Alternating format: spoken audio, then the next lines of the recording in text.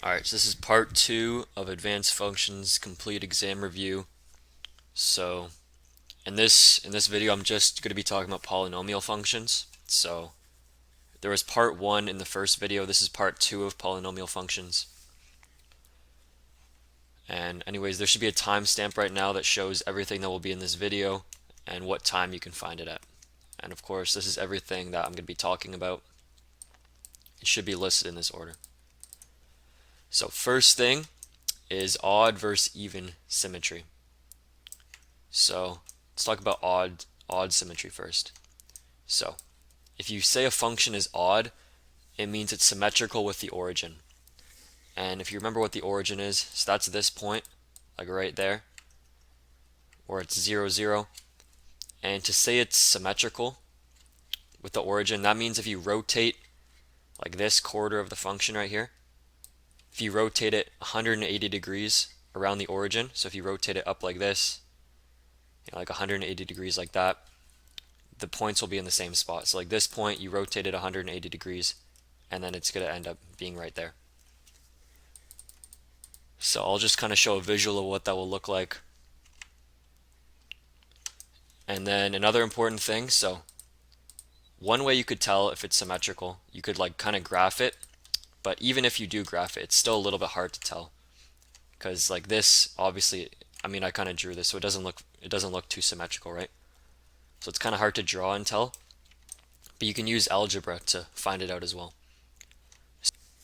Yeah, so if you take the original function and you replace all the x's in it with a negative x, then if your answer is negative f of x, so negative of the original function, then you know that it's symmetrical with the origin. So we'll do a question later, and I'll kind of show what that looks like. So it might be a little bit kind of hard to visualize what I'm talking about right now, but I'll do an example in a little bit just to show what that looks like. And then even symmetry, so that means it's symmetrical with the y-axis. So y-axis is like this one right here.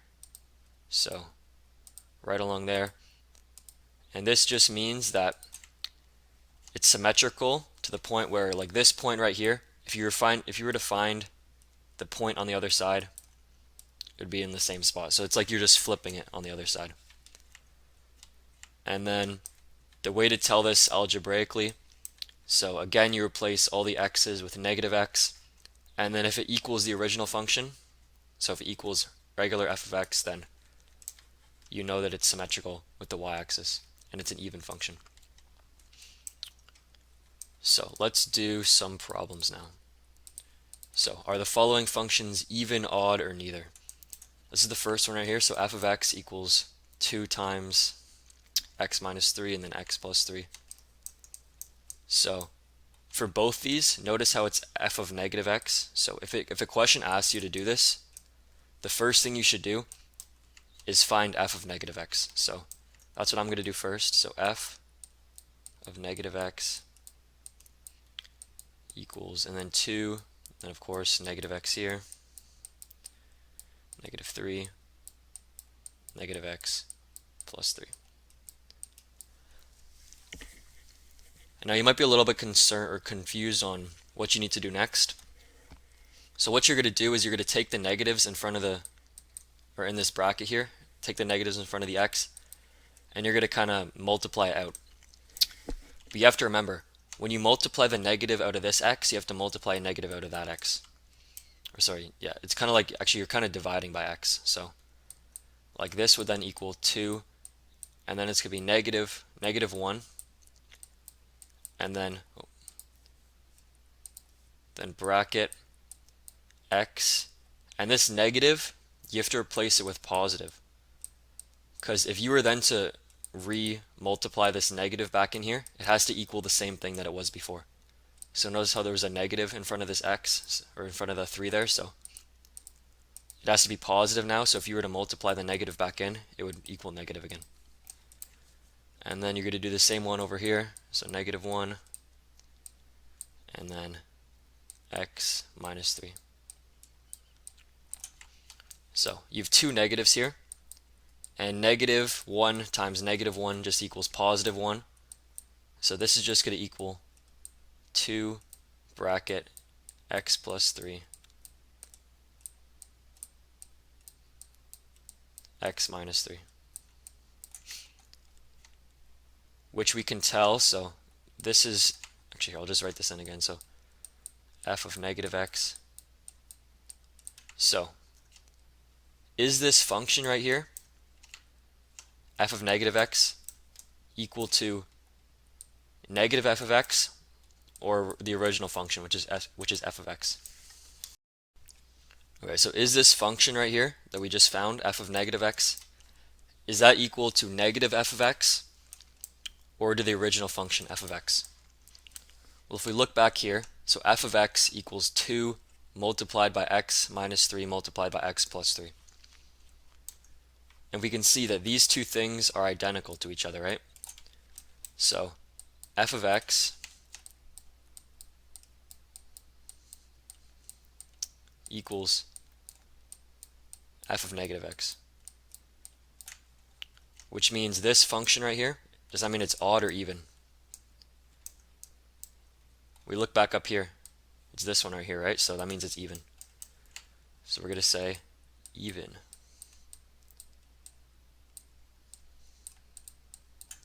There we go. Let's do the next one. So g of x. G of x equals 2x multiplied by x plus 4, x minus 4. So if we remember from last time, we're just going to replace all the x's with negative x. So g of negative x equals negative 2x minus x plus 4 negative x negative 4. And then remember, the second you see if it's asking if it's even, odd, or neither, you gotta instantly, you'd want to instantly find this thing, so g of negative x, because you won't be able to figure it out unless you do that. And then if we remember from last time, we have to divide this negative x, or the negative outside of the bracket, so it's not negative x, to become negative 2x bracket negative 1 x minus 4 negative 1 x plus 4.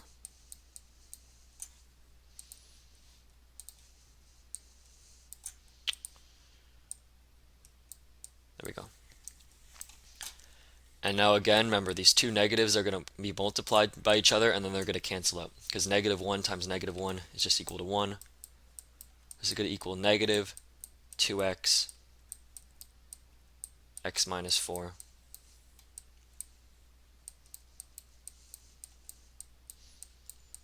x plus 4.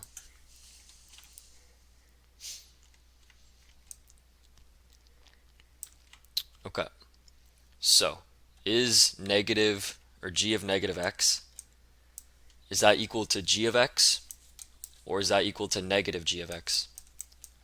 Well, if we look down here, now it's a little bit hard to tell because negative g of x, so basically what that means is that you take this function right here, and then you're just going to put it like a negative right in front. So you just put like a negative 1. And it's like before, we had a negative 1 in here, and then you're just going to multiply the negative 1 in. So like negative g of x would just equal this with a negative in front, which is exactly what we have right here. So negative g of x is equal to g of negative x, which means it's odd, right? Go back up here, so yeah, it's odd.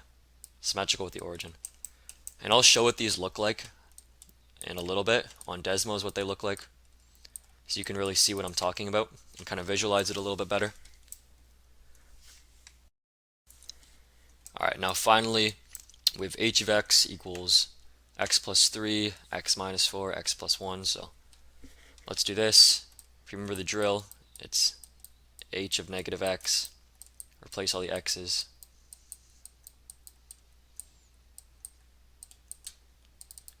I know it's very repetitive right now, just got to drill it into our head, so or drill into your head so you know what to do when the exam comes. And make sure you don't mix up what is odd, what like odd means and what even means. Because if you do this whole thing right, but then at the end, let's say in this one you said, oh, that means it's even, you're still gonna miss a point, right? So, oh, yeah, I'm just gonna write this as negative. Actually, no, I'll do -1 just to make it easier to see. So -1, I'm just again multiplying it out of the bracket. X minus 3, -1, x plus 4, -1, x minus 1. So now we have 3 -1s here. 3 -1s. So what's -1 times -1 times -1? It's equal to just 1 negative, right? So I'm just going to do -1 multiplied by x minus 3. You don't have to write that 1 there. I'm just doing it so you can really visualize what that looks like. X plus 4, and then x minus 1. So now you can probably already tell what this one's going to be.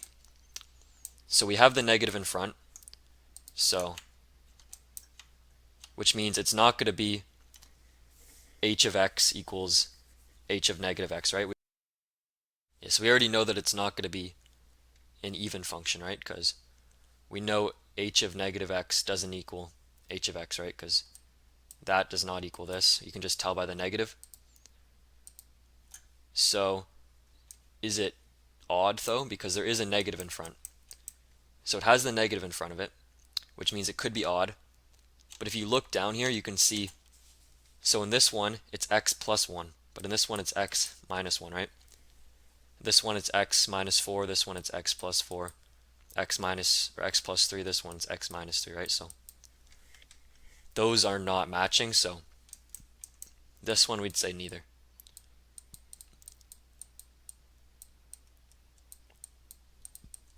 Because it's not either, it's not equal to any of them, right? It's not equal to h of negative x, or sorry, h of x, or equal to negative h of x. And then final thing here, I'm just going to go over to Desmos here, and let's take a look at all these. So let's do the first one. So this was this one right here. So the one we said was even, and we can see, you can tell really easily here that it's right along the, it's even along the y-axis, right? It's just like flipped one side there. That one's really easy to tell. This one, a little bit harder to tell here, but we can tell that it's odd because if you take this 0, 0 point, you take this point like right here, for example, you can flip it all the way around. And then see how these numbers are like basically the exact same, but just the negatives are swapped.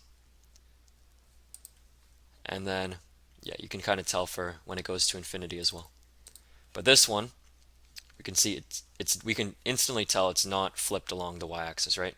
Because like this point right here, there's nothing over there, right? And then we can also kind of tell that it's not flipped along the origin because this point right here and that point, see how different they are, right? This one is, well, actually I guess they have the x thing, right? But the y thing is nowhere near each other. So, all right. Anyways, that's all for this part. So let's move on to the next one. Okay, so this is the next one. So I kind of switched up the order of all this, but I'm going to be talking about long division first.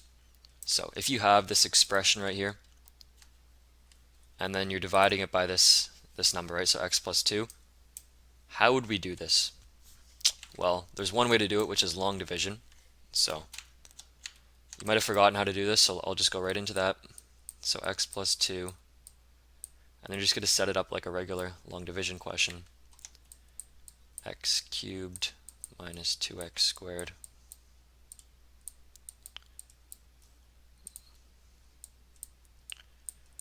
And now you're just going to treat this like regular long division. So I'll just go really slow here in case you forget how to do that. So this x cubed right here, what you're going to do is you're going to take this original number in the front here and you're just going to divide by, or sorry, you're going to take x cubed and divide by the x. So that would just be equal to x squared, right? And now what you're going to do next, you're going to multiply these two numbers together, and you're going to write that number at the bottom. So x cubed, and then you're going to take the 2 and you're going to multiply by the x squared. So it'll be plus 2x squared.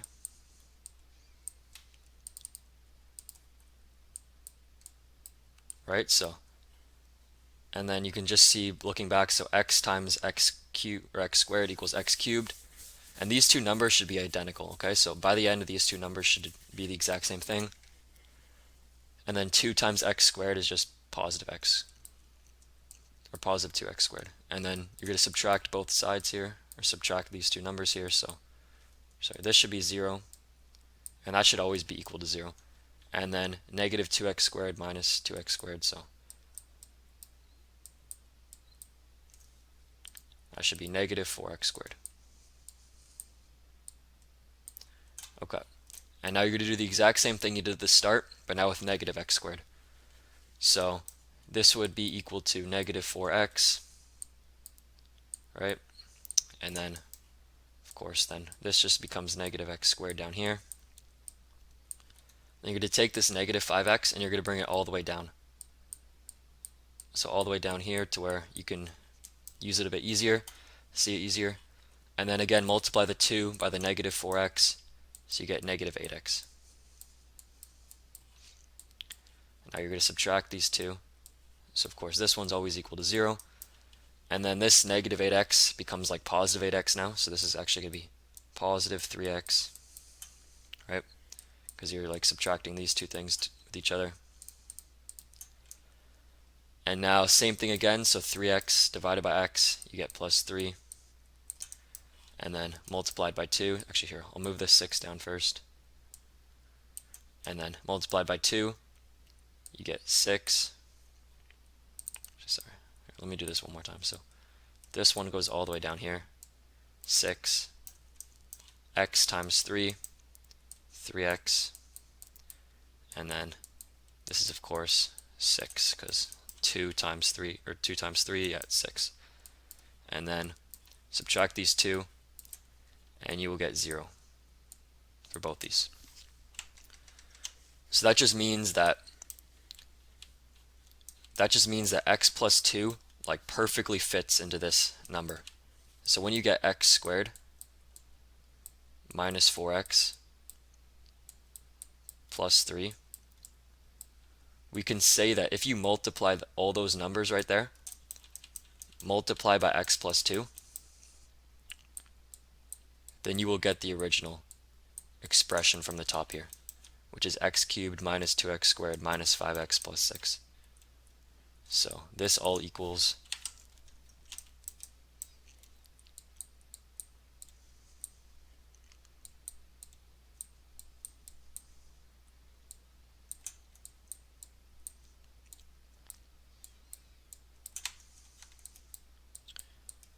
now if we got a remainder, let's say this number right here wasn't equal to 0, because let's say this became like an 8 up here or something, and then we got a negative 2 answer.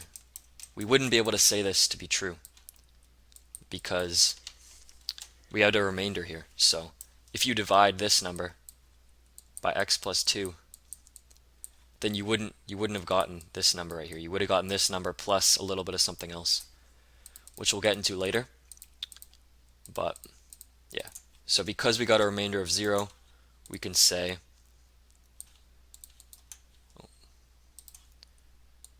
that this expression is true. So, and we could then later factor like this number right here to find what the other roots are, but we'll start with this for now. So that brings us into factor theorem. So factor theorem basically says that if you take a function, let's say this function right here, and by the way, this right here is exactly equal to this. Okay, this is like, that is in like standard form. This is in like factored form. So maybe not factored. I don't know if I forget. It might be called root form. But anyways, you can see like the roots right here, right? Well, this one is in standard form. So anyways, so these two, like the point is these two things are exactly equal with each other. Okay. They're just in different forms. So if you were to replace a 1, or if you were to replace x with 1 in this expression right here, you'd get 0, right? Because we can just see x plus 1 equals 0, and x is a root, or 1 is a root, right? So x to the power of, or x of 1 equals 0. So let's say we didn't know this at all. We didn't know this at all, right? If I was to say, well, x plus 3, if I was to take this original function right here, right? If I was to replace x with 1 in here, we already know that we'd get 0, right? And I'll just show that. So this would be 2, 1 to the power of 3, plus 3 to the power of 1, or sorry, 1 to the power of 2, and then minus 3 times 1 minus 2. So this equals 0, because we can just see all that kind of cancels out, like that cancels out, right? So it's all equal to 0. So we've established that. So if I didn't know this bottom one right here that we already crossed out, and I found that f of 1 equals 0, then I can say that this number right here, so if I take this entire number, or this entire expression, 2x plus 3x squared minus 3x minus 2, if I was to divide this entire number by x minus 1, yeah, so I can tell that this has a remainder of 0. Alright, so there's 0 remainder there. And I know this because when I replaced x with 1 in this original function, I got 0, which means that x minus 1 has to be a root. And if we remember from up here, if you divide this by one of the roots, then you get 0, right? So basically what factor theorem is telling you is that if you replace x with a number, if you replace x with one of the roots, you will get a remainder of 0. Okay, so if you don't know what one of the roots are, like let's say we had this one right here, right? And I can kind of see right here it's x plus 2. So if I replace this with a negative 2 here, then I can find, so if I just do this really quickly, anyways, like blah blah blah, I'll get f of negative 2 equals 0, right? Which means that x plus 2 is one of the numbers that's multiplied, right? Because negative 2 has to be a root, so therefore x plus 2 is one of the things, right? So 2x cubed plus 3x squared minus 3x minus 2, if I divide it by x plus 2, I'll get a remainder of 0. So that is factor theorem. If you don't know what one of the roots are, you can check for the roots by replacing x with one of the roots, and you should get a remainder of 0, because f of x will equal 0, right? In that case, this ties into remainder theorem. So remember, in this case up here, I said imagine if this was plus 8, right? Which means I'd get a negative 2. That's equal to the remainder, right? There's another way to find the remainder without having to do long division. So that is the remainder theorem. So if I take this number up above, 2x cubed plus 3x squared minus 3x minus 2, let's divide this number using long division by another number, or by something that we know that's not a root. So let's do all this divided by x plus 4. So we already know that that's not a root, right? I already showed the roots there. So x plus 4, so negative 4 is not a root. Let's see what we get though in this case. So first thing we're going to do, 2x cubed, so divide by x, so this just becomes 2x squared. and then I'll just write 2x cubed down here, and then that gets multiplied by that, so you get 8x squared. And then of course just subtract the 2, so 0, and then negative 5x squared. And then divided by x again, and you get negative 5x. I'm going to bring this number down here, so negative 3x. Yeah, so this is negative 5x squared. And then 4 times negative 5x, you get negative 20x. And then these two subtract, so 0. And then this is actually now like addition, so it's plus 17x. And again, one more time you divide that, so plus 17. This negative 2 gets brought all the way down here. So 17x.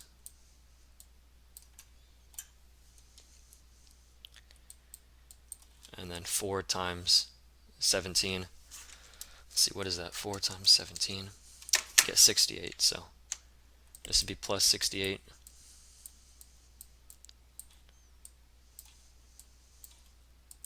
Subtract the 2. And then you get negative 70. Right, so that is the remainder. Now there is a quicker way to do this, and that's where remainder theorem comes in.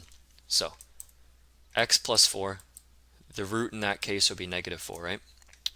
So let's do f of negative 4. Let's see what we get.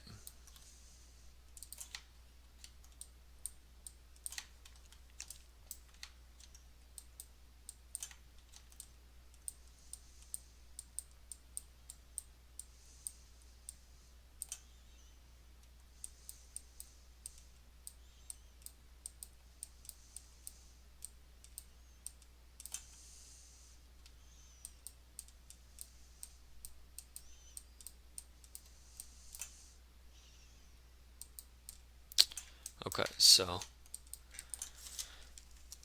negative 4 cubed, yeah, that's negative 64 times 2, so negative 128.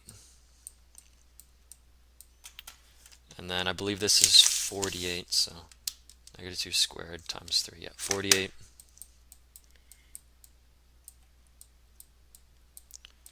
And then this is positive 12. And then negative 2, so let's see, what do we get? So this would be equal to negative 70. So you notice anything similar with these two numbers, right? So negative 70, negative 70. Look at that, right? So remainder, the remainder you get is basically whatever f of x is equal to. Okay, so or the remainder of the root would be whatever f of x is equal to. So if I wanted to find like x, let's say maybe 2x plus 1, for example, right? Which is actually one of the roots. I could do this entire thing and get this whole number just to find the remainder. Or I could just use the remainder theorem, and then I'd find it would be equal to 0 because it's one of the actual roots, right? Now that being said, using long division is good to find like this number right here, right? Because that would be like one of the numbers you'd need to find what it would equal to. Because just because you find the remainder doesn't mean you know what the whole number is equal to, right? But this would help you find out what the whole number would be equal to. Anyways, let's use remainder theorem to answer a question. All right, so here's the number. All right, so this is what the question is. So 4x to the power of 4 minus 4x cubed plus kx squared divided by 2x minus 1, and we're told that it has a remainder of 0. So the question is, what is k? So we have k, so we can see it right there. And now, so if we know that it has a remainder of 0, when you divide it by this number, we can find one of the roots of this number, right? So 2x minus 1 equals 0. That's one of the roots, right? We know that because, anyways, I'll get into that in a second. So, which means x equals 1/2. That's one of the roots. And we know this because it has a remainder of 0. Remember factor theorem up here? So if you have a remainder, or if f of x equals 0, then whatever x is, that's one of the roots. Okay? So if one of the roots is x equals 1/2, and we know that f of 1/2 equals 0, then we can find k this way, right? Because we know 0 would equal 4 bracket 1/2 to the power of 4 minus 4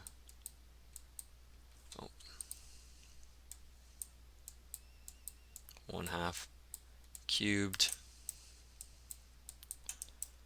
plus k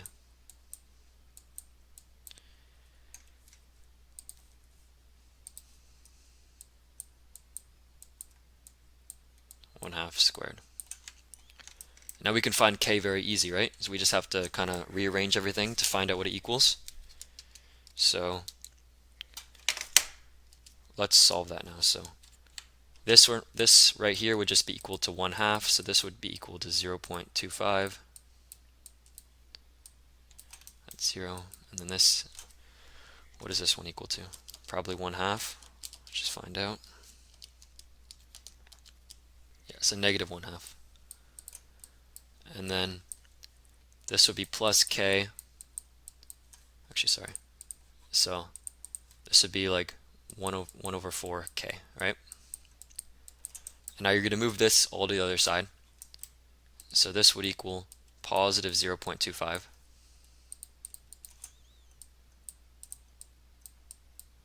Right, because this gets moved over, becomes negative. This gets added to the other side because it's not negative anymore, it becomes positive. And then 1 over 4k. Okay, and then 0.25, we also know that's equal to 1 over 4, right? So 1 over 4 divided by 1 over 4 equals k, and then k just equals 1. So k equals 1. So in this case, k equals 1. Now if it was to say, let's say a remainder equaled like 3 in this example, then the only thing you'd do differently here is you would still replace all the x's with 1/2, but you just, instead of setting it all equal to 0, you'd set it equal to 3. Okay, and then everything else is the exact same thing. Okay, so just a quick recap. I know it's kind of hard to understand and it's kind of hard to explain as well without kind of showing those examples. So factor theorem basically means that if you replace x with one of the roots, then f of x should equal 0. Okay? And then if f of x doesn't equal 0, then whatever it equals to is the remainder at that time. Right? So, anyways, long division is kind of complicated and it takes more time than you actually need. So I'm going to teach something next, which is called synthetic division, which is actually a little bit easier to do. Okay, anyways, I'll skip right to that. Alright, so let's learn about synthetic division, and then we're going to then use synthetic division to solve for all of this. So this is like kind of 2-in-1. It's going to be sketching. So this is sketching polynomials part 2, and then also synthetic division. Anyways, let's get right into that. So I have a function right here. So 2x cubed plus 3x squared minus 3x minus 2. And then write in factored form. So before we do anything, we have to find what one of the roots is, right? So we're going to do that by using our remainder. Remember the remainder theorem / factored theorem? So we have to set this equal to 0, and then we have to solve, so we have to solve for what x value here will cause this whole thing to equal 0. So this is actually the function that I had before. And then if you remember, when we replaced x with 1, this whole thing equaled 0, right? Because this would become 2, this would become 3, this would be negative 3, this would be negative 2. So f of 1 equals 0. Okay? Now, last time we used long division to then solve for what it would become, right? Now we're going to use something called synthetic division. So how it's going to work, you're going to ignore all the x's. So you're just going to write 2, 3, negative 3, negative 2, like this. And then you're going to do the root over here. So this would be like 1, for example. And now, first thing you're going to do is divide this, or bring this down. This is going to be 2. You then multiply this number by that number. So that would be 2. And then you're going to put this number over here. This time you're actually going to add the numbers this time. So this would become 5, then 1 times 5, you get 5 over here. Bring it over here, they add together, you get 2. 1 times 2, you get 2. Bring it over here, and you get 0. So you have to make sure this number equals 0 here, because that means that's like the remainder again. So you want it to be 0. And now what's a little bit different is that you're actually in this case, these numbers equal these numbers because it's multiplied by 1. But in most cases, that won't be the case. So you're going to take this right here, and that is going to be like the coefficients for what the answer would be, right? So in this case, when we do this like synthetic division, basically what we're doing is 2x cubed plus x squared minus 3x minus 2, and then we're dividing it all by x minus 1, right? Because we're saying 1 is the root, so which means this answer right here, so this answer from our coefficients here, so coefficient 2, and now it's going to be x squared. Next one is going to be plus 5x, and then finally plus 2. So that's going to be our answer. And then we can just rearrange, so bring the x minus 1 to the other side, which means we can tell that f of x is going to equal, what is it, 2x squared. Yeah, so 2x squared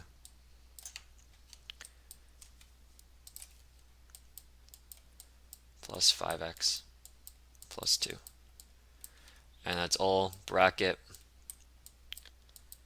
and then the number that we use to get our root, so x minus 1.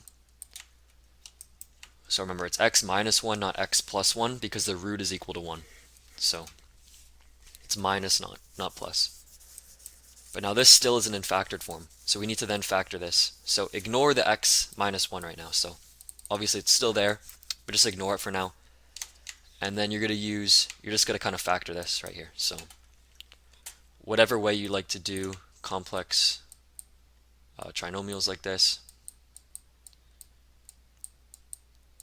what I like to do is I like to find the number that multiplies to equal 4, because 2 times 2 is 4, and then adds to get 5. So 4 and 1, those would be the two numbers, and then you just kind of go like this. But again, whatever works best for you. So hopefully you know how to factor a trinomial, since it is the end of the year. And then you just factor out, so you're going to factor out this term, and then you're going to factor something out of this term. So in this case, I'd get 2x times 2x plus 2.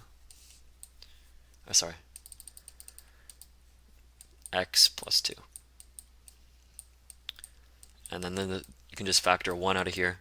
Can't really factor anything else, so just factor out a 1. And then you just group them together, so you get 2x plus 1, and then x plus 2. And then take this original one over here and then move it back over. So x minus 1. There we go. And that's in factored form. Oh, sorry. So that's in factored form. And then, of course, just write is equal to f of x. So synthetic division a lot faster, right? Like look how fast, like look, this is all we had to do. And then of course we had to then factor it after, right? But this is probably actually faster than doing like the complex trinomial over here, right? Anyways, this one's a little bit harder here. So we have a whole bunch of stuff. So state roots, is it symmetrical? So for this question, it's basically asking, is it odd, even, or neither? What's the end behavior? What's the y-intercept? And then you have to sketch the function. So I guarantee you'll have something that looks like this on your exam. You could have something that's like this, where you're basically given like almost no information and you have to find all this information. That being said, we should be able to do this. So first thing you have to do, you're going to use synthetic division and you have to put it into factored form. Because once it's in factored form, all this becomes a lot easier, right? So let's do that first. So first off, we have to find what number would be equal to one of our roots. Okay, so one small thing, so this is actually supposed to be a 1 in front of there, so that's not actually a 3. Yeah, I just kind of realized that. So anyways, the rest of it's the exact same. So again, we're going to state roots, so we have to use synthetic division. So we have to find what x value here would make this all equal to 0. So some things you should start off with, you have to do factors of like this number right here, so the final number in the back, so 25 divided by 1. And you're going to find all the factors of like these factors right there and those factors. So in 1, all the factors would be like, it would just be 1, right? 1 times 1 is the only factor. But 25, there's a bunch, right? So you got like 3, there's 5. Sorry, no, there wouldn't be 3. What am I saying? There's like 5 times 5. There's times 25. Those are kind of like the only options, right? Of course, times 1 as well. So those are kind of the options there. Let's start off. We'll start off with 1. So we'll probably start off with the lowest one. So we'll do 1 and 1. So 1 over 1. We'll say that's going to be one of the numbers we'll try. So, and then actually it's also plus or minus of all these two. So plus or minus for all these.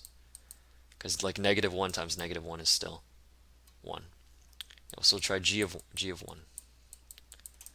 So that would equal 1 because 1 cubed there, so that equals 1. This would just be equal to 11 plus 35 plus 25. So that obviously does not equal 0, right? So 1 is definitely not one of the roots. So let's try -1 next.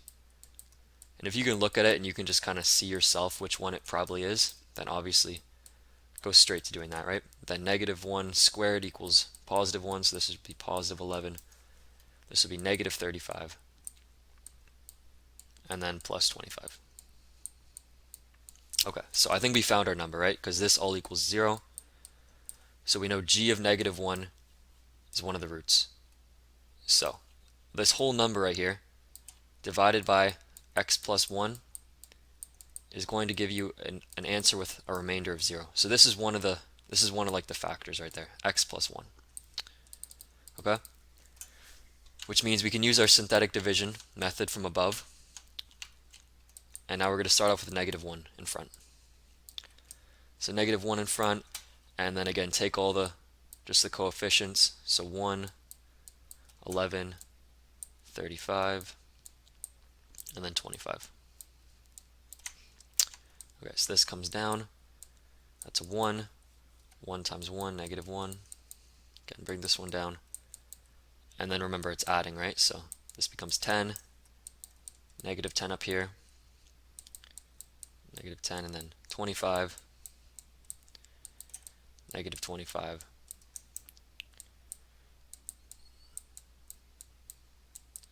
and 0.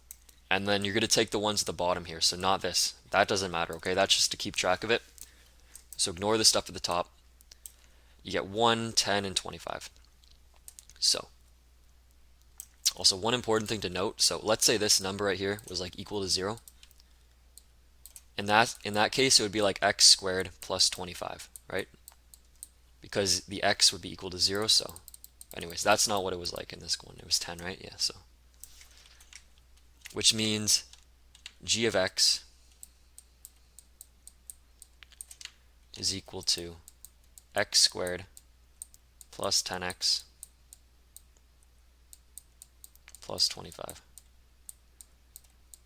all in a bracket, and then it's multiplied by this number right here, right? X plus 1.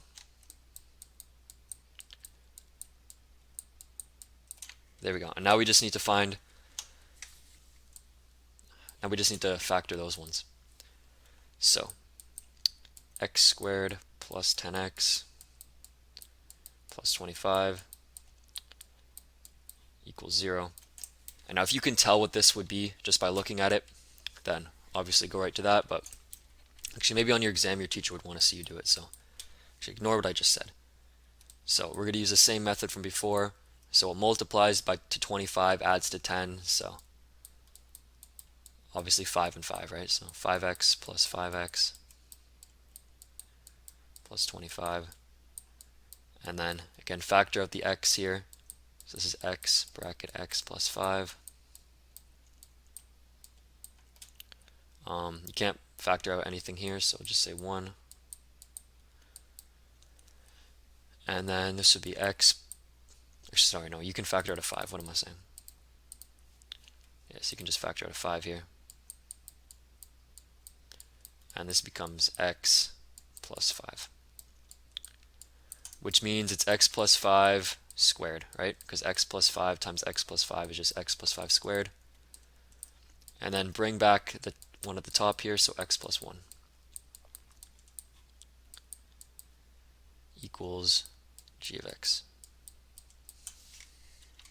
Okay, so we can now state the roots. So roots.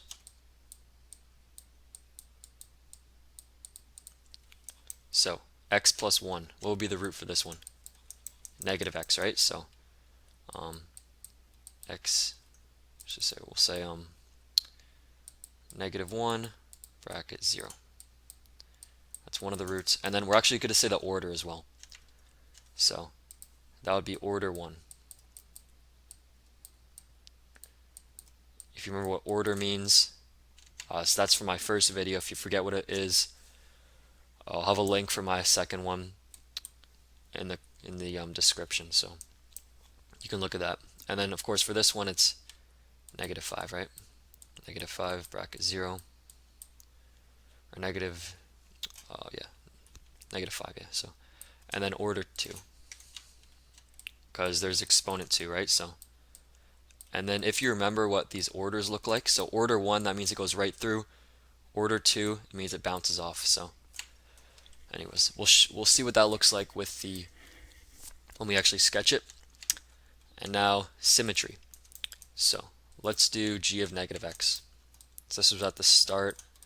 This is what we kind of did at the start. So g of negative x equals negative x plus 5 squared, negative x plus 2.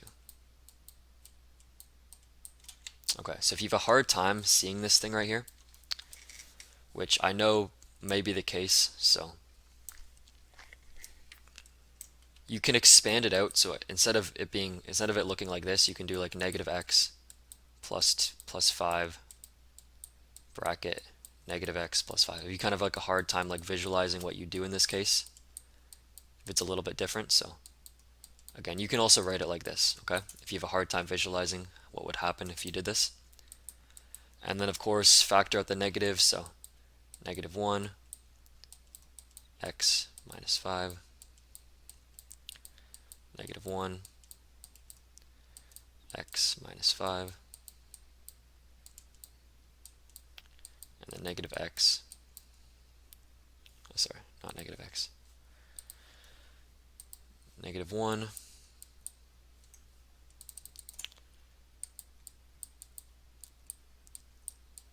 x minus 2. And now what's negative times negative times negative? it's negative, right? So negative x minus 5, and then bring back the squared again, x minus 2. So hopefully this will kind of show what you need to do. So again, just like before, you just factor out the negative, and since it's negative squared, you have to square it on the way out. So, and when you square a negative, it becomes positive, right? So basically you just flip these signs, and then nothing else changes. And then this negative 2, of course, it's only order 1, right? So when it brings out the negative, it stays as a negative, so that's why we have the negative in front. So we know just by looking at it that g of negative x obviously doesn't equal g of x, right? Because there's the negative right there. But does it equal negative g of x? Well, no as well, right? Because x minus 2 is not equal to x plus 2, right? Oh, sorry, this isn't even a 2, is it? Yeah, this is a 1. Okay, I've been saying 2 this whole time. Yes, these are all 1s. My writing's so bad I can't even tell myself. Yeah, this is 1. Sorry if you're confused at all. Yeah, so all this is 1.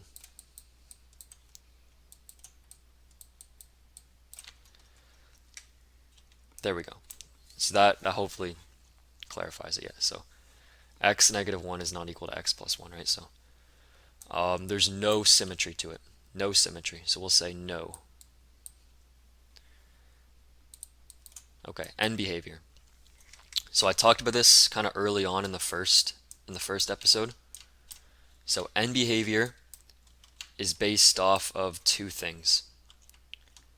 So one, the leading coefficient, or sorry, yeah, like the sign of the leading coefficient. So in this case, it's positive up here, and then we can also tell it's positive based off this, right? It's positive in front of there. So those 2 things both tell you that it is positive. And then also the highest degree, which is, in this case, it's a 3, right? So it's power 3, which means it is odd. If you remember an odd one, that means they start and end in different spots. So it's going to start negative and end positive. So how are you going to write this? So actually, sorry, as x approaches negative infinity, you're going to write y approaches negative infinity as well. Right, because this is kind of the description of what it will kind of look like for an odd function. Now, it doesn't mean this is what ours looks like, but it will follow that same trend. So it starts negative, ends positive, because it's a positive function, the coefficient is positive, and it's to the power of 3 as the highest exponent. And then as x approaches positive infinity, y approaches positive infinity. So that's end behavior. And then y-intercept. So we can actually tell the y-intercept just by looking over here. Because if we set x equal to 0, then you can tell y-intercept just equals 25. But if you didn't have this original function here, and you just started off with this, then all you would do is just set x equal to 0, and then you'd solve. Right, so here, I'll just do that really quick. So g of 0 equals 5 squared times 1. And then again, it equals 25, right? So pretty straightforward. So y-intercept equals 0, 25. And now we have to do a sketch. So we have to put all this stuff together to draw a sketch of it. So let's draw this. And we'll start off with our roots. So what do we say our roots were? -5 and -1. So there's our -5, there's our -1, and then the y-intercept is 25, so we'll say all the way up there, and then it's going to end positive. So we'll say it ends all the way up like this. It's going to end down there, so it's going to come up, and then at -25 it's going to bounce right off, right? So it's going to come off like this, and then it's going to have to turn back around because it's going to have to come back up here, and it's going to go right through. So this is what it should kind of look like. and then you would just state, or you just label all your points. So this would be -5, 0. This would be -1, 0, and then 0, 25. And let's look over here. Yeah, so that's what we originally had. So, sorry, it's kind of hard to tell because it's out of frame, but that is what the function is. And that's exactly what we drew, right? Yeah, 25, -1, -5, and then, yeah, it looks the exact same thing that we drew. So that means we did everything right. So that's good. I know that's kind of a lot of information here, and it's a lot of work. That is how you sketch polynomial functions and how you do synthetic division. Okay, so this is word problems. So this is the problem. The volume of a rectangular prism is 192 centimeters cubed. If the length is 3 times longer than the width and the height is 8 times less than the length, find the dimensions. So let's just do a quick little sketch. So the length is 3 times longer than the width. So width, we'll call width like W in this case, and then, actually here, let me draw that better. So width, and then length is like this, right? Length is long, so length is like this. And the height is 8 less than the length. So the height is a little bit less than length. I'll say height's like this, that's height, and then it might look something like this. Now again, it could be something like completely different, but this is what it will kind of look like. We know length is more than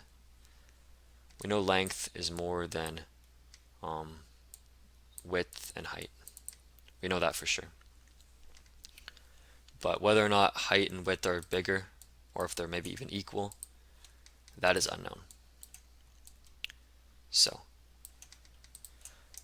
I'm going to use, in this case here, you only want to have one variable, because right now we know volume equals width times height times length, right? So you want to select the variable. Let's do width, because width is mentioned here. And actually, no, never mind, it's not. Length is the one that's mentioned a lot, but we're going to use width, and I'll show you why in a second. So first thing you want to do is say, let W represent width. And that's, yeah, so let me do that again. So let W represent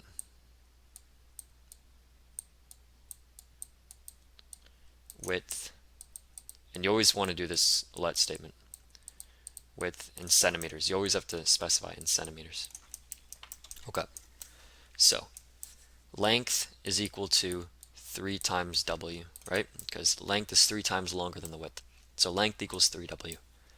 And then height is 8 less than the length. So if we know length is equal to this, then height is equal to 3W minus 8. Right? And now we can then use this volume thing again. So volume equals 192 centimeters squared. So 192. I'm going to leave out the units right now. I'll just worry about the numbers. And then width times 3 width times 3 width minus 8. There we go. And then you just want to expand out everything here. So this would be like 3W cubed, 192, multiplied by 3W minus 8. Actually, before I expand this into there, I'm just going to divide by 3. Everything divide by 3. So this is going to become 64 equals W squared being multiplied in. So then this is going to be 3W cubed minus 8W squared. And now what you're going to want to do, so you want to move this 64 to the other side. Okay, and I'll show you why in a second. So you want to move the 64 to the other side. Cubed minus 8W squared. minus 64. Because now we can use our synthetic division here, and we can solve for what value of w will cause this whole equation to equal 0. So in this, right now it's going to be a lot of like trial and error, but you're going to replace w with certain numbers, and then you're going to figure out what value for w is going to have to be the number in order to make this equal 0. Right? So remember, you want to do factors of 64 divided by factors of 3. So it's going to be something like, here, let's write them out. So we got like 16, and then 4, there's like 8, there's 8 again. What's some other ones? So 64, obviously. 1. Is there any more? Let's see. Okay, I think that's all. And then divided by 3. So again, 3 and then 1. So, and this is plus or minus. So that is going to be that's what you're kind of looking for. So let's start off with the lowest one. We'll do 1, 1 and 1. So we'll try positive 1 first. Times 3. So yeah, positive 1 equals negative 69. So that's definitely not the case. Actually, also another one is 2 and then 32. I just realized that. 2 and then 32. So let's try 2 over 1 next. So if we do 2, then this will equal 24 minus 16 minus 64. So yeah, again, not possible. We could do negative 2 as well, but then this would just become negative, so it's probably not going to be it. So we'll skip negative 2. Let's do positive 4. So if we do positive 4, this will be 4 cubed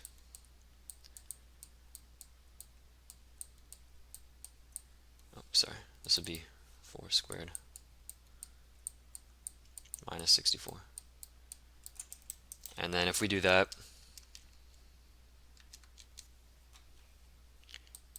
so this would be 192 minus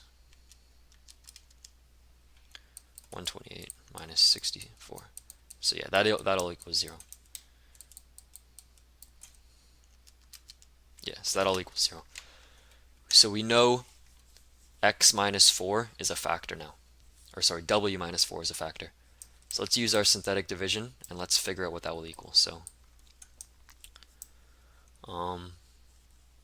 what is it? So 3, negative 8. And then you got to do the 0 here. And then negative 64. Okay, and then we said 4. So first thing you're to do, bring the 3 down.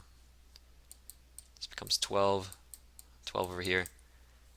And then remember, you're adding now, right? So this becomes 4. 16. 16 over here. Adding together gets 16 again. This becomes, this is 64 over here. Yeah, and then this all equals 0. There we go. So w minus 4 is 3w squared minus 4w. Sorry, not minus. Plus 4w. Plus 4w. What am I doing? Plus 4w plus 16.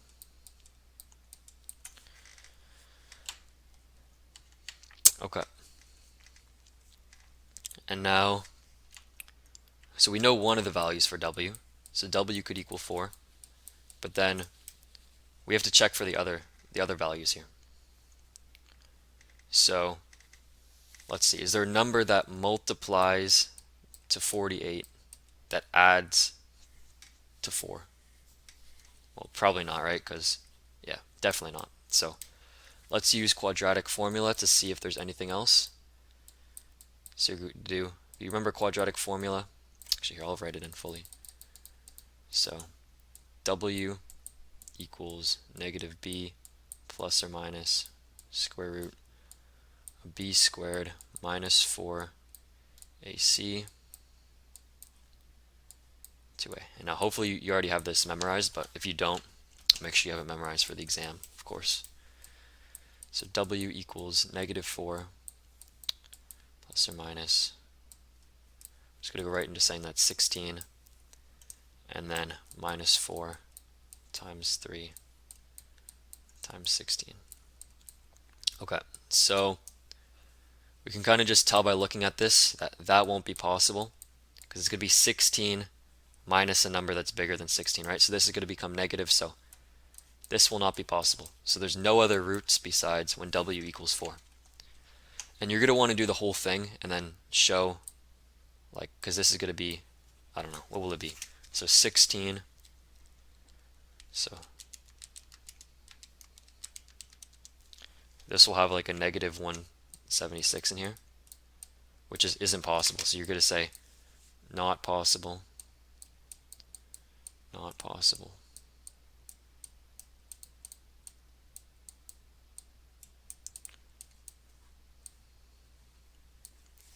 Not possible.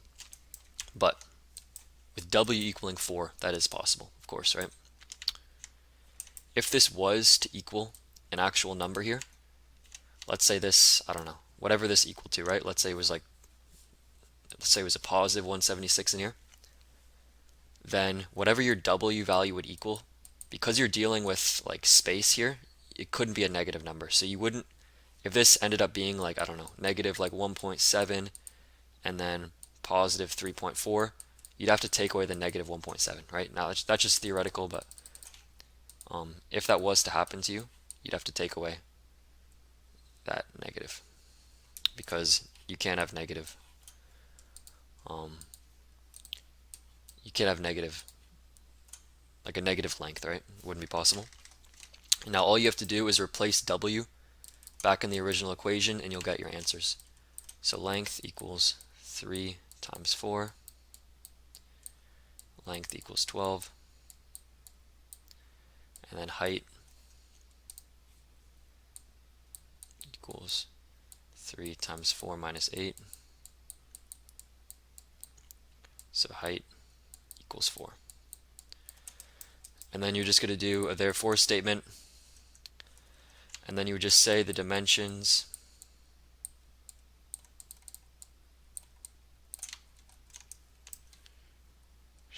only one m dimensions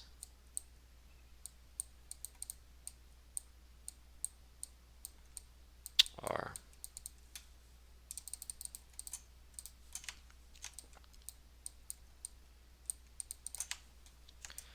then what were they? So 4 times 4 times 12 times 4 and 12. And then of course write centimeters for all of them. Alright, so that's all for word problems. Let's go on to the next one, which is families of functions. So families of functions. So in order for a function to be considered part of the same family, it has to have the same y-intercepts and the same order for those y-intercepts. So here's an example. Which functions are part of this functions family? So the function is y equals k multiplied by x plus 4 squared multiplied by x minus 1. So k, basically what k means, it can be like any number. So in this case right here, in order to write like a family of functions, you want to write k equals all real numbers. So k is a member of all real numbers, and then k cannot equal 0. So every time you write a function like this, or a family, like a broad family function expression like this, and you have k in front of it, you have to write k is a member of all real numbers and k cannot equal 0. So basically, any part or any function that's part of this family, this thing right here is going to be the exact same. So it's going to be x plus 4 squared, then multiplied by x minus 1, but k can be any number. That's obviously not equal to 0. So let's look at this for example. So in this case, k equals 3. Everything else is the exact same. So I would say yes, this is a function, or this is a part of the same family. So yes. But this one over here, so yeah, we got 3 in front there, that's the k value. But see, it's to the power of 4 now. So again, we can't have, it has to be the same order, right? So we're going to say no for that one. no, and then we can also see right here. So again, all we would need would this be this. This would automatically say no, it's not part of the same family. But we can also tell this is x minus 1, this is x plus 3, right? So it's also an x for that as well. So overall, this thing is not part of the same family. Now, I wrote two x's here. It doesn't mean that you need both these things to both be wrong. You just need one of them. So if any one of these things, if any part of this is not exactly identical to this, then it's not part of the same family. All right, let's look at an example. So if a function has the roots 2, and then we have -1 plus or minus root 7, all with an order of 1, write an equation for the family of functions. So what we're going to do is write y equals k in front, obviously, right? Because got to write k first.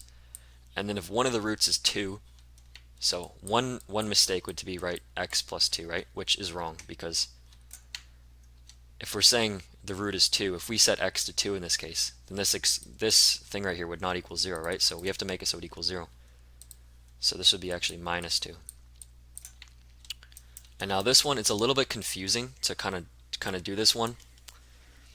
But when writing in this thing right here, so it would be x, and then just a general way to think of it, you want to do x minus, and then minus 1, and then you can do plus or minus first. It doesn't matter which one you do first. So plus 7, and then you're going to do the exact same one here, so x minus, minus 1, and now it's minus root 7. Right, because there's plus and then there's minus. You have to do one with plus, one with minus. So here, I'm just going to fix this. It's a bit easier to see. Plus, there we go. And now you may think, okay, you're done right here. This is all you have to do. But you actually have to simplify this a little bit, and there's also radicals, so we have to take away the radicals. So this would stay the same. You want to keep it as factored as possible, so this would stay the exact same. And then this, of course, would become plus 1, or sorry, this is now minus root 7, minus root 7, and then x plus 1, and now plus root 7. So if you're confused at all about like this root thing right here, one way you can kind of solve this, you can take your calculator and you can put like 1 plus root 7 into your calculator. Or sorry, 1 minus plus root 7. And that'll give me an answer of 1.645. Okay? Which means in here, these numbers here, so actually I'll get a second one too. So -1, this is 1 minus, and then now minus 7. There we go. So now we get -3.645. So those are the two roots, right? Which means if I plug these two numbers into this equation right now, like one at a time, it should all equal 0, right? So like this one right here, 1.645, if I put that in for x there, it should equal 0. If I take this number and I put it in for x, it should equal 0. So if you're having trouble like visualizing what the x-intercepts would look like based off this, after you find what the expression is, just solve for these things and then put them back into the equation to see if it all equals 0. Anyways, we still have the radicals, so we have to take away those. So you're just going to expand it out. Now you're going to keep this half right here, you want to stay the same, right? Because you want to be as factored as possible, but you also want to take away some of the roots. So let's expand this out. So this is going to become x squared. Now it's a little bit, I'm going to kind of do it the long way right now. After this, I'll kind of show what the pattern looks like on one way you can do it faster. And then -x root 7. And then, okay, and then we'll do plus x plus 1 minus root 7. So I'm just multiplying them in now, right? So I did like this first, I did x first, now I'm doing 1. Actually, I just finished 1, so now I'm doing root 7. So plus x root 7.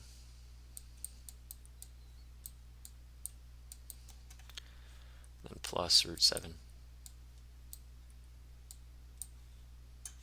Actually, sorry, I made one mistake earlier, so actually no, never mind, I didn't. And then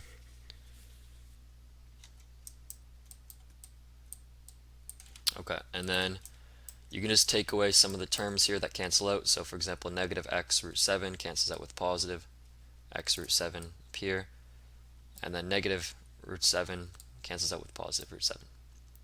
There you go. Yeah, so by the end, you shouldn't have any more radicals if you did it correctly. Okay, and then just put everything back together.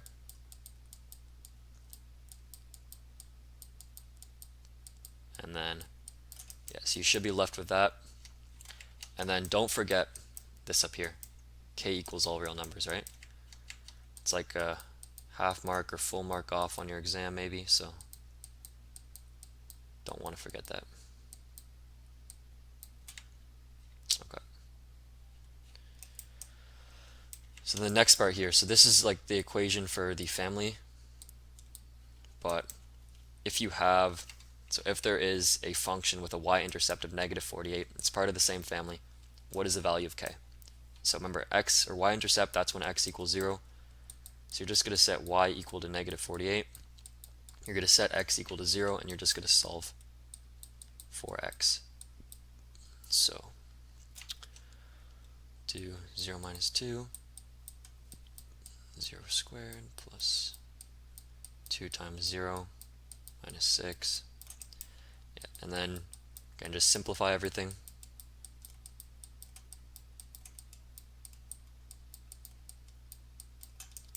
Okay, negative 48 equals k times 12, and then so if you divide by 12, you should get negative 4. Let's just go to Desmos here, and then I will set this to, what did we say was 4? We say negative 4. Yeah, I think I said negative 4. Okay. Let's see if we got it right. Negative 4. Yeah, add negative 48. There we go. Good.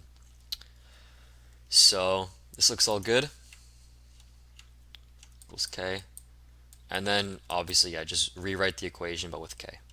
With k as negative 4. And then when you rewrite your equation, you don't have to say k is a member of all real numbers, because k is it's not there anymore, right? So alright, that's family of functions. Alright, so this is an inequality. This is the question. So we have a function, or it's not really a function, kind of like an expression right here, and then we're saying solve algebraically. So you're trying to find when this right here is over 3, right? Now it's a lot easier to solve this by moving the 3 to the other side and then finding when all that would be over 0 or equal to 0, because remember there's the line underneath, so that means or equal as well. Let's do that. So 2, 3 cubed, plus 3 squared.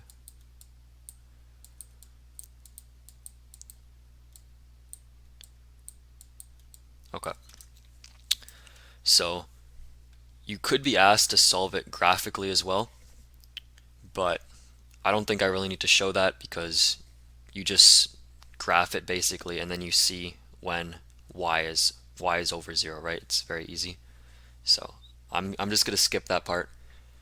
I will show how to get all the x-intercepts though, and we've already kind of talked about how to graph like earlier on. So if you want to just go back to there, and then you can just solve the inequality then if you really want to. But the harder one is to do it algebraically. A little bit different. So first thing you're going to do is factor this. So let's use our factoring from before. And actually this looks a lot like one of the ones we already did, right? So if we set x equal to 1, if we set x equal to 1, then this should all equal 0. So you can just see if we set x equal to 1 here, then this will become 2, this will become 3. Add those together, you get 5. This is negative 2, negative 3. So it all equals 0, right? So that's one of the ones we'll do. And then, so let's use this to figure out what the remainder will be. So we put 1 in here, so 2, and this is 2 at the top, 2, so get 5, multiply 5 up here, 5, and then if you don't know how to do this, make sure you go back, because knowing how to do this very quickly is very important, right? And then we can just solve now, so x equals, or x minus 1, because we already found 1 is one of the roots, right? And then 2x squared plus 5x plus 3. Okay, and then now you can just solve this, so, or factor this, I mean, so what multiplies to get 6 adds to 5, so 2 and 3, I guess, right? Yeah, 2 and 3, so x minus 1, and then 2x squared plus 2x plus 3x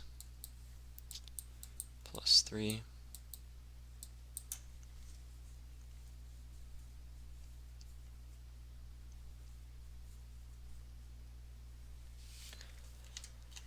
And then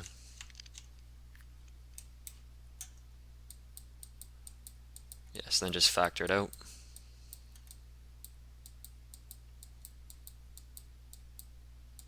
Plus 1 here. This is 3x plus 1. There we go. And then you should get this. So x minus 1, and then 2x plus 3, x plus 1. Good. All right, that's all. So we found all the x-intercepts now. And what you're going to do now, you're going to set up an interval chart. Okay, so an interval chart is basically saying at every point when it crosses the x-axis. So you're going to kind of graph the entire thing here. I'll show what it looks like. So all the different regions. So the regions, the first region would be negative infinity, right? Negative infinity, so that's all the way over here. The next region would be negative infinity all the way to the next or to the next x-intercept, right? So let's find all our x-intercepts. So we have this one is plus 1, this one is negative 2 over 3, this one is negative 1. So negative 2 over 3, that's the largest one, right? So negative infinity all the way to negative 3 over 2, that would be the largest, or that would be the closest one, right? So, and then actually for this, so you're going to use square brackets if you're talking about something that has an exact value. You use square brackets there when describing it. And then for something that doesn't have an exact value, you would use a circular bracket to describe where it is. So for example, infinity, it's a circular bracket, not a square bracket, because it's not touching it, right? And this is, so that just means it's touching it, right? So anyways, that's the first one. So here, I'll write this one in first. So negative infinity to negative 3 over 2. That is the first region. The next region would be negative 1. So you're going to write, again, you can do square brackets for this one, negative 1 all the way to negative 3 over 2. Actually, no, I'm just going to draw a quick sketch of the graph really quick, just so I can kind of show what I'm talking about. So I know I said I wasn't going to solve it graphically, but yeah, so I'm just going to draw the intercepts right there, right there. So it's positive, so it starts negative like this, and then it should come up. So it should look something like this. Not exactly, but something like this, right? So you're just kind of talking about all the different regions. So like this is the first region. Here, I'll draw these all in different colors. So blue is the first region, which is this right here. Okay, that's blue. And then red will be the next one, which is this region right here. Then after we will do the green region, which is everything under here. And then finally the purple region, which is all the way up here. Okay, so red and purple should be the positive ones just by looking at this, right? Assuming I drew this right, which I'm pretty sure I did. And then negative 3, so negative, actually sorry, I did these backwards. Oh. Yeah, negative 3 over 2 to negative 1. There we go. And then to positive 1, I believe. And then finally, positive 1 all the way to positive infinity, right? That was the purple one. Yeah, so purple is 1 to positive infinity. And then that is the green region, right? So that should all make sense. These are all the different regions. And it can either be positive or negative in those regions. And the way we're going to tell if it's positive or negative is by finding a point in those regions. So let's say negative infinity to negative 1/2, a point could be negative 2. So we're going to say negative 2 is going to be the point. In this one we'll use, let's see, we'll do negative, let's say 5 over 4. Yeah, negative 5 over 4. Actually, I'll write that as like 1.25. This one I'll say 0, and this one I'll do 2. So those are all the points that we're going to say. They're somewhere in between, or somewhere in our region, right? And any point in that region should either come back as positive or negative, okay? No matter where it is in the region. Like this one's always going to be negative. Over there it's always going to be negative, right? It doesn't matter what the point is. So just pick any point in there. And you're going to put those points back into this equation right here to figure out whether each of these is either positive or negative. So we'll do like x minus 1 is our first one right here. 2x plus 3. And then x plus 1. And then we're going to state whether it's positive or negative in each one of these individual ones, right? Because if, like negative 2 for example, so negative 2, if we put in an x, we get negative, right? This one we also get negative. This one you also get negative, right? All these negatives, negative times negative times negative, and you get negative. So I'll write this one as f of x. Right, so this should hopefully make sense. Negative 1.25. So that obviously equals negative. This one would also equal negative. In this case, so 2 times negative 1.25, that's negative 2.5, right? Plus 3, so it's positive. And 0, so negative, positive, and then positive again. Yeah, so this is positive. That's a negative. And then 2 minus 1 is positive. That should also be positive, and then again positive. Okay, so by looking at this, we can see, so in the red territory it's positive, in purple territory it's positive, right? Which makes sense, because that's kind of what our little sketch showed. So just to summarize, so for this inequality, what you're going to say is basically whatever is in these brackets, right? So negative 3 over 2, comma, to negative 1. That just means to that region. So from this region to that region. And then also 1, comma, positive. Actually, sorry, I messed up here as well. This is not a square bracket. This is a circular bracket. Because you can't actually touch infinity, right? So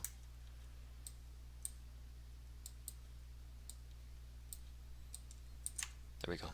And then if we go to this right here, we can also see, so the purple is the region that's positive. And the green is the original graph, or the original function.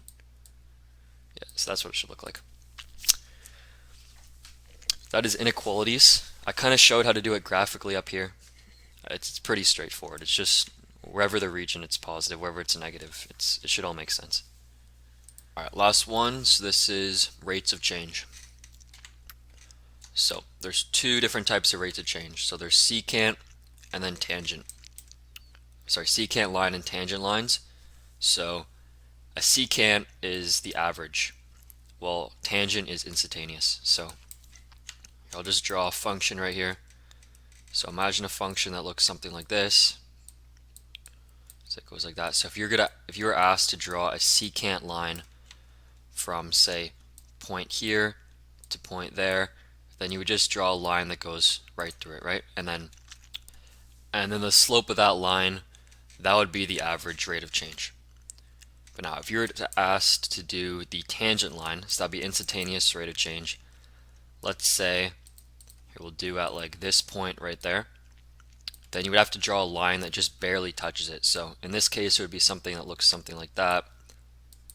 Yeah, it's kind of like the line that's parallel at that point. So it's kind of like right across. For example, like right here, then you would do one that's kind of going up like that, right? Something like that. It would just kind of like just barely brushing it. So maybe I'll draw it a little bit closer, something like that, okay? So tangent is the colored ones, while secant is it's the dark one right there. It's going down like that. And then there's two different equations you're going to use. So for the average rate of change, you're going to do y2 minus y1 over x2 minus x1. That should hopefully make sense because that's just how you calculate like average slope, which you should have been doing that back in like up to even grade 9, I think. So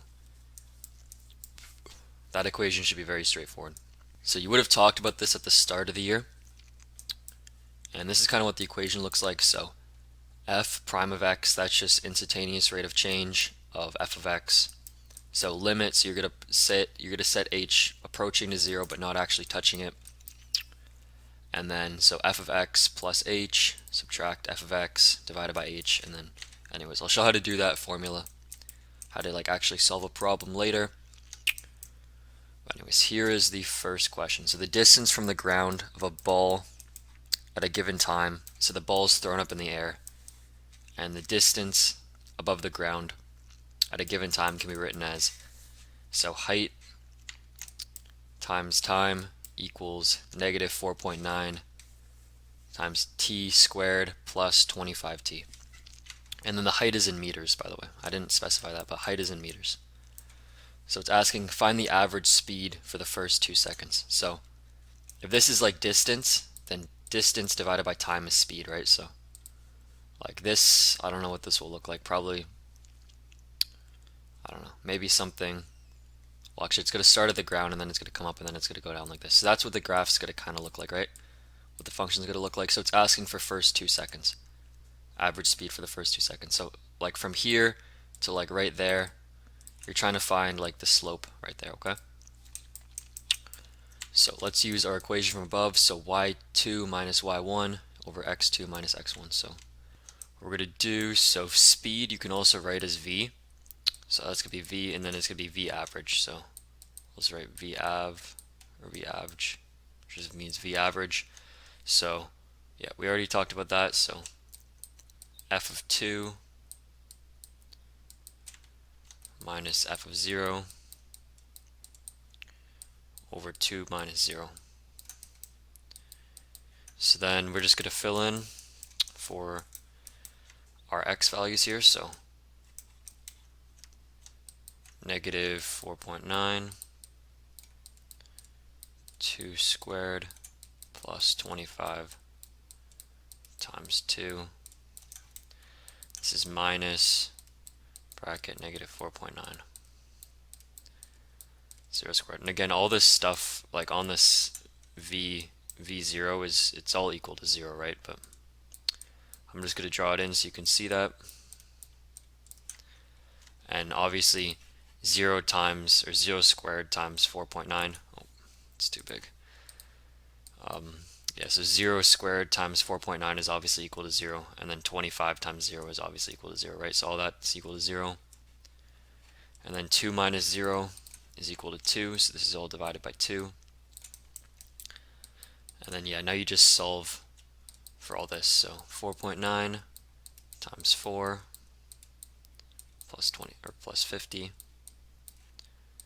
divided by 2. So yes, this is like negative 19.6 plus 50 divided by 2, which should equal 15.2. And now for the units, so because it's speed, you got to do meters a second, right? So that should be your answer. Alright, let's do B now. So find the average or find the tangent line equation. What does this represent? So let's use our trusty equation from up here. So h of t prime equals h of t. I'm going to say h of x actually. I'm going to use h of x just so it doesn't look weird with all the pluses and stuff. So actually I'm going to replace h as well because there's going to be h's in the equation. So I'll just do a whole different thing. So I'll just say f of x. So h of t is being replaced with f of x. And then limit h approaches 0.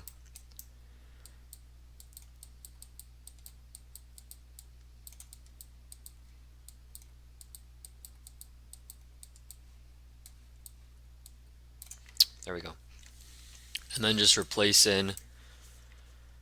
So yeah, we're just going to put in the same equation here and then replace so h of t with h of x plus h. Okay, so actually it's very important you write this limit thing as well. So if you don't do that, you'll definitely lose marks. Negative 4.9, and this is going to take a long time. So I'm just going to skip ahead to show what this looks like.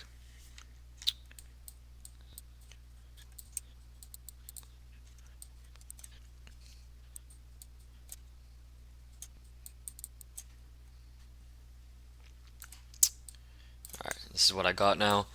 And then I'm just going to expand out this bracket right here and expand the 25 into there. And then we will see what I get.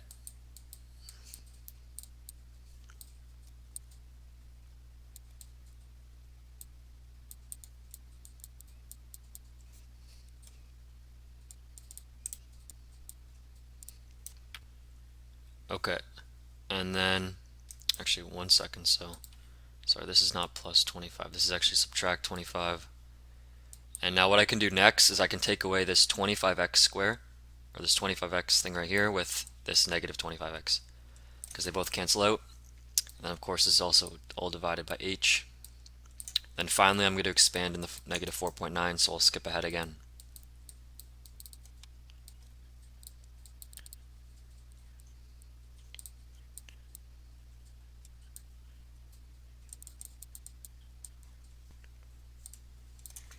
And then one more thing I can take out, so this negative 4.9x squared here, and then this positive 4.9x squared.